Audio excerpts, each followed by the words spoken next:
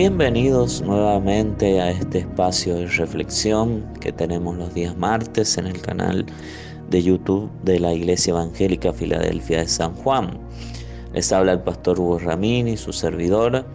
Y en esta oportunidad el título de la reflexión del día de la fecha está en forma de pregunta y dice: ¿Gabaonitas hoy en día? Y vamos a ir a la lectura bíblica, al libro de Josué en el Antiguo Testamento, capítulo 9, versículo 1 al 18. En la Nueva Traducción Viviente dice: los gabaonitas engañan a Israel. Ahora bien, todos los reyes que estaban al occidente del río Jordán se enteraron de lo que había sucedido. Eran los reyes de los hititas, amorreos, cananeos, fereceos, heveos y jebuseos, quienes vivían en la zona montañosa, en las colinas occidentales y a lo largo de la costa del mar Mediterráneo, hasta las montañas del Líbano al norte. Esos reyes unieron sus tropas para pelear como un solo ejército contra Josué y los israelitas. Sin embargo, cuando los habitantes de Gabaón oyeron lo que Josué había hecho a Jericó y a la ciudad de Jai, recurrieron al engaño para salvarse la vida. Enviaron a unos representantes ante Josué y sobre sus asnos cargaron alforjas desgastadas y odres viejos y remendados. Se pusieron ropa harapienta y se calzaron sandalias gastadas y remendadas. Además llevaban pan seco y mohoso. Cuando llegaron al campamento de Israel en Gilgal, les dijeron a Josué y a los hombres de Israel: venimos de una tierra lejana para pedirles que hagan un tratado de paz con nosotros. Entonces los israelitas les respondieron a esos heveos: ¿cómo podemos saber que ustedes no viven cerca? Pues si viven cerca, no podemos hacer ningún tratado de paz con ustedes. Ellos respondieron: nosotros somos sus siervos. Pero, ¿quiénes son ustedes?, preguntó Josué. ¿De dónde vienen? Ellos contestaron: nosotros sus siervos venimos de un país muy lejano. Hemos oído del poder del Señor su Dios y de todo lo que hizo en Egipto. También hemos oído de lo que les hizo a los dos reyes amorreos que vivían al oriente del río Jordán, a Sehón, rey de Hesbón, y a Og, rey de Basán, quien vivía en Astarot. Entonces nuestros ancianos y todo nuestro pueblo nos dieron las siguientes instrucciones: lleven provisiones para un largo viaje, vayan al encuentro del pueblo de Israel y díganle: somos sus siervos, les suplicamos que hagan un tratado con nosotros. Este pan estaba caliente, recién salido del horno cuando partimos de nuestros hogares, pero ahora, como pueden ver, está seco y mohoso. Estos odres estaban nuevos cuando los llenamos, pero ahora están viejos y rotos, y nuestra ropa y las sandalias que traemos puestas están desgastadas de tan largo viaje. Entonces los israelitas revisaron el alimento de los gabaonitas, pero no consultaron al Señor. Así que Josué hizo un tratado de paz con ellos y les garantizó seguridad. Y los líderes de la comunidad ratificaron el acuerdo mediante un juramento que los obligaba a cumplirlo. 3 días después de hacer el tratado, los israelitas se enteraron de que esa gente en realidad vivía cerca.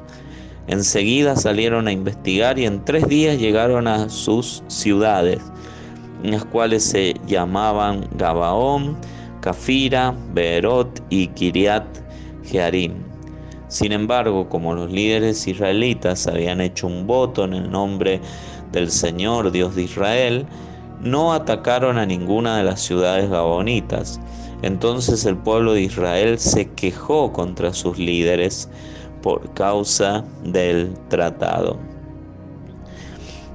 Esta es la narración de una situación desagradable que vivió el pueblo de Israel.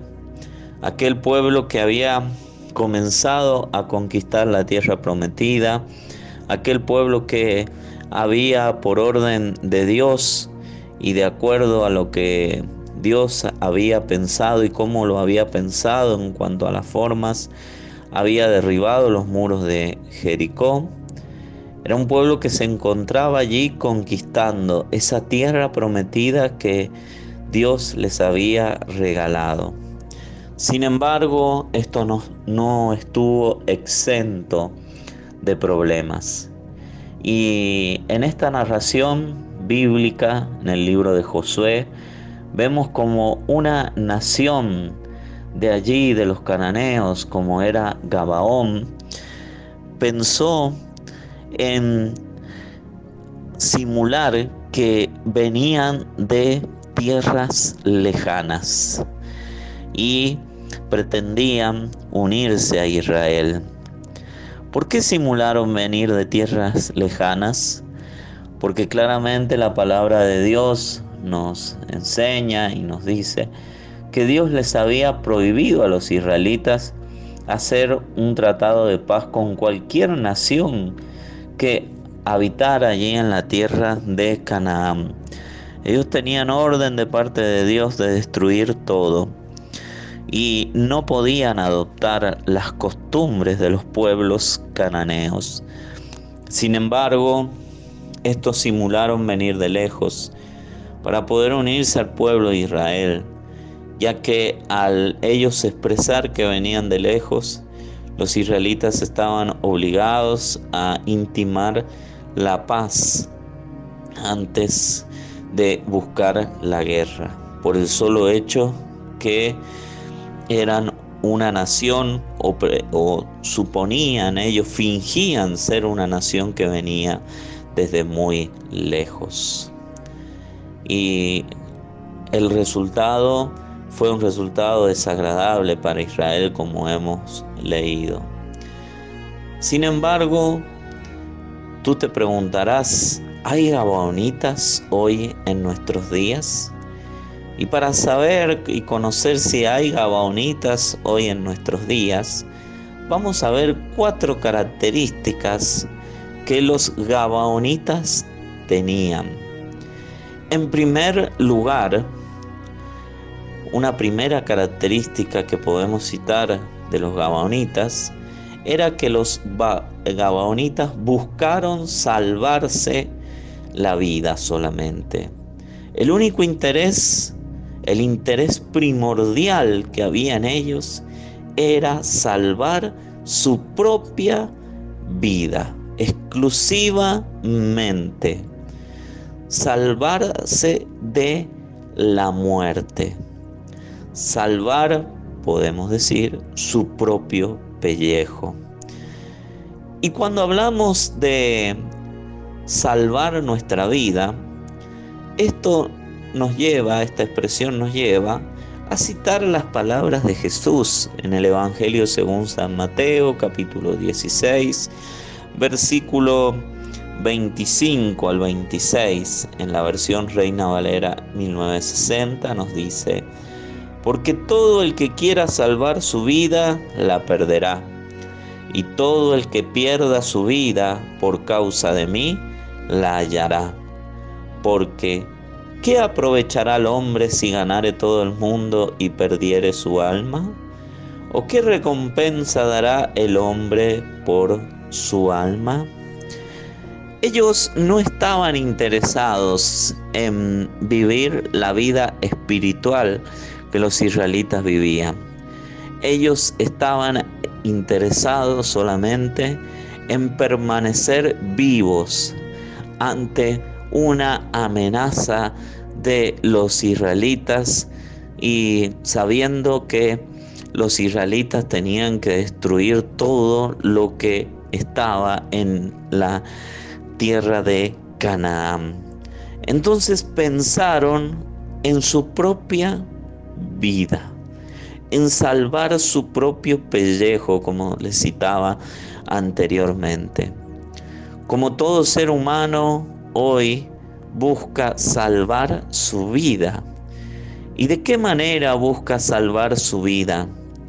Hoy Muchas personas exclusivamente llegan a la iglesia buscando protección. Entienden que formando parte de una congregación se sienten protegidos de los poderes espirituales de las tinieblas, se sienten protegidos también de otro tipo de comentarios negativos que pueda haber contra ellos. Se sienten de alguna manera a salvo, cuidados allí. Y cuando ese hecho de querer salvar la vida tiene que ver con el ámbito económico y llegan a una iglesia para pedirle solamente a Dios que los bendiga económicamente y obtienen esa respuesta de Dios, muchos se conforman con eso y tienen en su mente solamente la idea de un Dios que los salvó de la quiebra económica un día. Y viven de esa manera, porque lo único que les interesa es la prosperidad económica y no la prosperidad espiritual.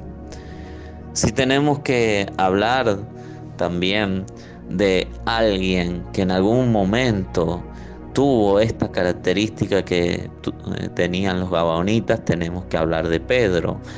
Mateo capítulo 26, versículos 69 al 75, en la versión Reina Valera 1960, dice: Pedro estaba sentado fuera en el patio y se le acercó una criada diciendo: «Tú también estabas con Jesús el Galileo». Mas él negó delante de todos diciendo: «No sé lo que dices». Saliendo él a la puerta, le vio otra y dijo a los que estaban allí: «También éste estaba con Jesús el Nazareno». Pero él negó otra vez con juramento: «No conozco al hombre». Un poco después, acercándose los que por allí estaban, dijeron a Pedro: «Verdaderamente también tú eres de ellos, porque aún tu manera de hablar te descubre». Entonces él comenzó a maldecir y a jurar: «No conozco al hombre». Y enseguida cantó el gallo. Entonces Pedro se acordó de las palabras de Jesús, que le había dicho: «Antes que cante el gallo, me negarás 3 veces». Y saliendo fuera, lloró amargamente. Pedro tuvo miedo de morir, y en ese momento solo le interesó su vida. Y por eso negó a Jesús 3 veces. Y hasta estuvo dispuesto a maldecir cuando alguien le dijo que él hablaba como un discípulo de Jesús. Entonces él comenzó a maldecir, comenzó a insultar, para que las personas que lo estaban señalando como un seguidor de Jesús se convencieran de que él no era seguidor de Jesús. Así como los gabonitas mostraron ropa harapienta, mostraron odres viejos, mostraron un pan mohoso, mostraron también sandalias desgastadas, para convencer al pueblo de Israel que ellos venían de lejos y que no vivían alrededor de ellos. Entonces, esto fue lo que sucedió con Pedro. Pero Pedro se dio cuenta que había negado a Jesús, que se cumplió lo que Jesús le había advertido, y lloró amargamente. Esas cosas suceden cuando nos interesa nuestra propia vida. Terminamos negando a Jesús, terminamos negando a nuestros hermanos en Cristo, decimos que no los conocemos, que no tenemos nada que ver con ellos o que no somos iguales a ellos, y fingimos. En este caso Pedro fingió no ser discípulo de Jesús.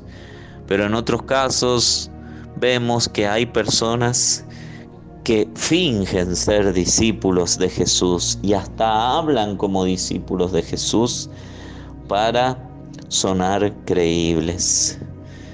Entonces era una característica de los gabonitas, que solo les interesaba salvar su propia vida. En segundo lugar, otra característica de los gabonitas era que querían hacer la paz a cualquier costo.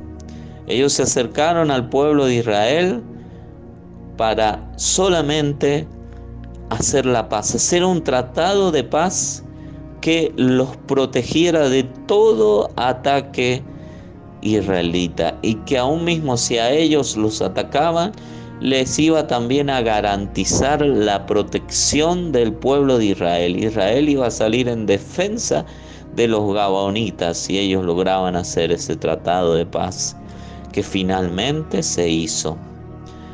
Pero ¿qué dice el Salmo 28:3 en la palabra de Dios para todos? En primer lugar leemos: no me castigues como a pecador, como a quien hace maldad, como a quien habla de paz con sus semejantes, mientras planea hacerles mal. Ellos querían hacer la paz y hablaban de paz con ellos, pero en su corazón había un plan malvado. Un plan malvado porque ese plan iba a llevar a que los israelitas desobedecieran a Dios.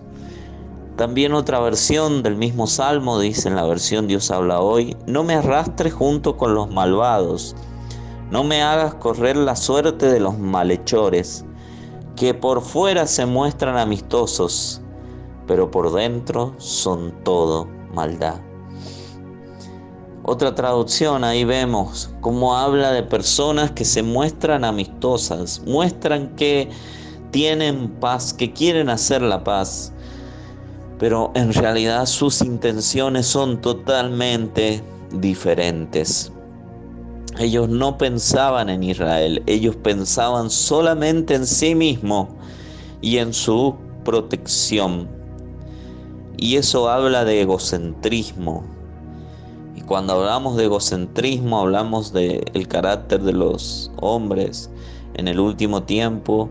Y dice la Biblia, como dice 2 de Timoteo 3:1, que habría hombres amadores de sí mismos. Entonces los gabonitas querían hacer la paz a cualquier costo. Como hoy hay hombres que quieren hacer la paz a cualquier costo, que hablan de paz, que se muestran amistosos, pero que en su corazón solamente hay perversidad, hay maldad. De hecho, el Señor nos habla del último tiempo en Primera de Tesalonicenses en el capítulo 5 y dice: cuando digan paz y seguridad. El último tiempo sería un tiempo en el cual se fingiría la paz, se simularía tener paz, porque muchos hablan de paz y condicionan la paz a las circunstancias. Dicen que la paz depende de las circunstancias que se dan. Y esa es la paz que da el mundo y que también se muestra en la iglesia. Cuando una persona dice que quiere hacer la paz con una iglesia, que quiere hacer la paz con otros hermanos y se muestra amistoso, pero cuando esa persona es corregida, cuando esa persona es descubierta, muestra sus verdaderas intenciones. Como se mostraron también las verdaderas intenciones de los gabaonitas también. Así que debemos tener cuidado en este tiempo.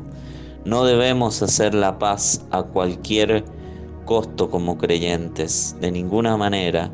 Debemos hacer la paz como Cristo nos ha mandado a hacer la paz.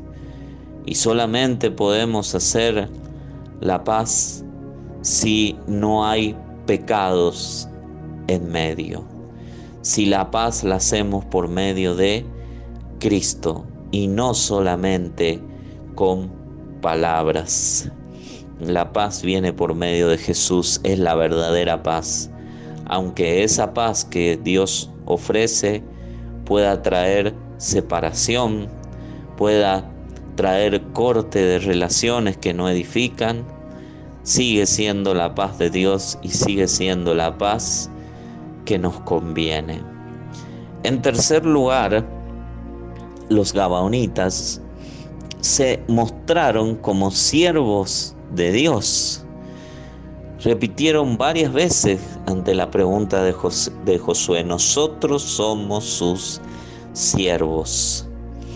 Y dice la Biblia en Mateo capítulo 7, versículo 21 al 23, en la versión Dios habla hoy: no todos los que me dicen Señor, Señor entrarán en el reino de los cielos, sino solamente los que hacen la voluntad de mi Padre celestial. Aquel día muchos me dirán: Señor, Señor, nosotros comunicamos mensajes en tu nombre, y en tu nombre expulsamos demonios, y en tu nombre hicimos muchos milagros. Pero entonces les contestaré: nunca los conocí, aléjense de mí, malhechores. Estas personas se mostraban como siervos. Es una figura del día del juicio final y de cosas que sucederán en ese día. Muchos se mostrarán como siervos ante el trono de Cristo y le dirán: Señor, Señor, nosotros hicimos esto, nosotros hicimos aquello, nosotros te hemos servido, Señor. Pero el Señor Jesús nos deja bien en claro que siervo de Dios es aquel que hace la voluntad del Padre Celestial.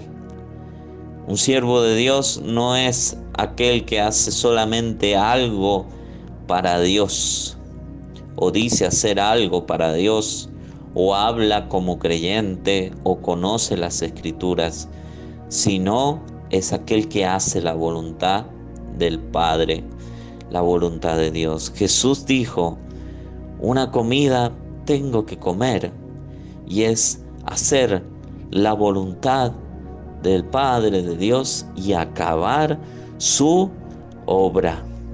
Jesús oró: Señor, si es posible, pasa de mí esta copa, Padre, pero no se haga mi voluntad, sino la tuya. Siervo de Dios es aquel que hace la voluntad de Dios. Es aquel que hace lo que Dios le pide y no lo que Él considera que debe hacer según su propio criterio.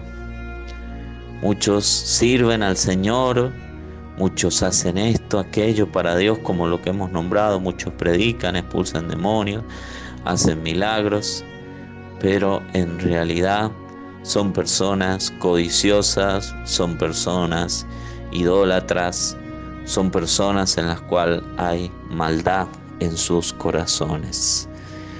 Y sabemos que somos salvos por la gracia de Dios.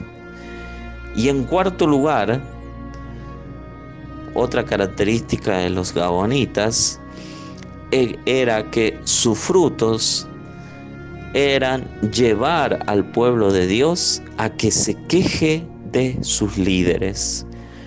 Cuando todo se descubrió, cuando el tratado de paz ya había sido hecho y el pueblo se enteró que los líderes habían hecho ese tratado de paz, el pueblo de Dios se quejó ante sus líderes.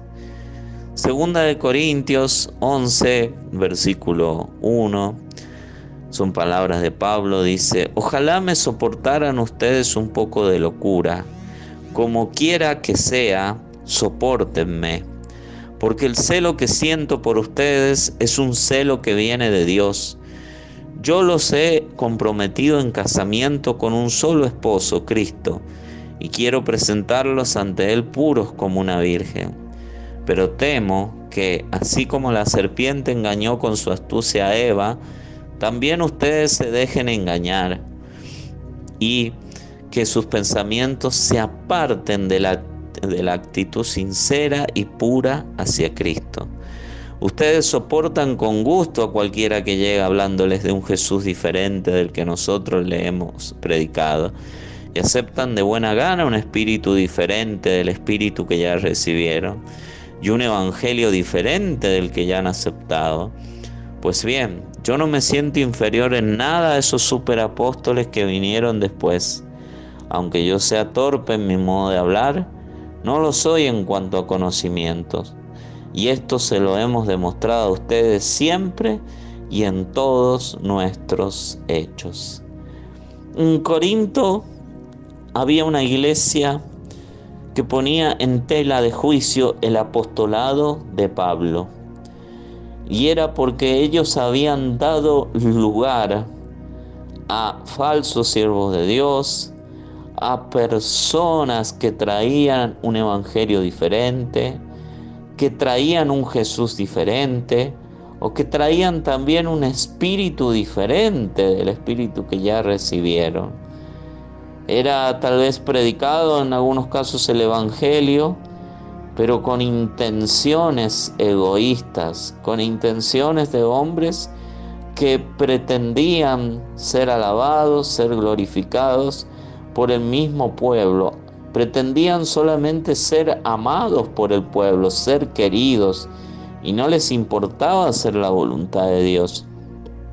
A estos Pablo llamó superapóstoles.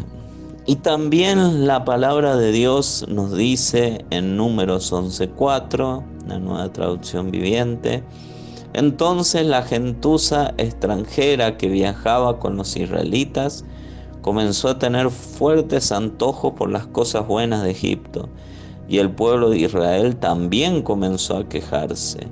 Oh, si tuviéramos un poco de carne, exclamaban. Esta fue la queja del pueblo de Israel, una de las tantas, pidiendo comer carne. Y fue porque ellos oyeron la gente extranjera que estaba mezclada con ellos. ¿Y cuál fue el fruto de todo esto? Se quejaban de Moisés. Estaban quejándose de él y produjeron en Moisés un fuerte estrés en él, una crisis emocional. Se vio sobrepasado por las cosas que estaban sucediendo. Entonces, los gabonitas de hoy en día, como los de la época de Josué, tienen como fruto esto: llevar a que el pueblo se queje de sus líderes. 4 características hemos visto de los gabonitas del Antiguo Testamento que el mismo Señor Jesucristo y el mismo Pablo, inspirado por el Espíritu Santo, y los evangelistas ratifican y afirman en el Nuevo Testamento. Entonces, entre nosotros, entre la iglesia, entre los creyentes, puede haber gabaonitas hoy en nuestros días. Y debemos tener en cuenta esas características, que piensan solamente en su vida, que quieren hacer la paz a cualquier costo, que se muestran como siervos de Dios sin serlo, y que sus frutos son llevar al pueblo de Dios a que se queje de sus líderes. Si tú eres un gabonita en medio del pueblo de Dios, debes arrepentirte de tu pecado, aceptar que has pecado y cambiar totalmente tu actitud y poner tu fe solamente en Jesucristo y entregar toda tu vida a Jesús. Aunque me digas que eres miembro, que eres bautizado, que un día recibiste a Jesús, si tú eres así, eres un gabonita en medio del pueblo de Dios y debes arrepentirte. Y si estamos rodeados de gabonitas como creyentes, debemos exhortarlos y llevarlos al arrepentimiento. Y si ellos no cambian su actitud, debemos apartarnos de ellos. Esa debe ser nuestra actitud. Esa debe ser nuestra conducta como creyentes. Y los gabaonitas no estaban lejos, estaban cerca. Los gabaonitas no se muestran lejanos, los gabaonitas están entre nosotros. Y hasta en muchos casos esos gabaonitas terminan transformándose en anticristos, como habló el apóstol Juan en una de sus cartas, en la primera de sus cartas, cuando decía que estaban entre nosotros, pero no eran de nosotros, pero salieron para que se manifestase que no todos son de nosotros. Podemos llegar a pasar también de ser gabaonitas a anticristos si sostenemos esa conducta. Y anticristo significa estar contra Jesús o en lugar de Él. Eso es ser un anticristo. Pero Dios no quiere eso. Dios no quiere la muerte del impío, sino Dios quiere que venga a Él para salvación. Pero debes reconocer tu pecado, reconocer que necesitas a Jesús en tu vida y que necesitas vivir y recibir en primer lugar la vida que Cristo te da. Podemos orar. Señor Jesús, venimos a ti en este momento, Señor, para darte las gracias por tu palabra y por la luz que tu palabra trae a nuestras vidas. Señor, te pedimos que toda aquella persona, todo aquel creyente que tenga las características de un gabaonita pueda arrepentirse en este momento, Señor, y reconocer su pecado delante de ti y poner su fe solamente en ti, Señor. Y que la iglesia de Cristo, si ha reconocido a los gabaonitas entre ellos y ellos no quieren cambiar, que pueda tomar la determinación de alejarse de ellos, de apartarse de ellos. Vivimos un tiempo difícil, Señor, por eso te pedimos por tu ayuda, Padre. En el nombre de Jesús, amén y amén. Espero que esta enseñanza haya sido de bendición para tu vida en esta hora. Así que te invito a que, si te has sentido identificado por la palabra, puedas hacer clic en el botón de WhatsApp de la página de la Iglesia Evangélica Filadelfia de San Juan en Facebook, dejarnos tus datos y nos comunicaremos contigo a la brevedad. Te habló el pastor Hugo Ramini, tu servidor, y nos encontraremos en una próxima oportunidad a través de este espacio de reflexión. Que Dios los bendiga a todos.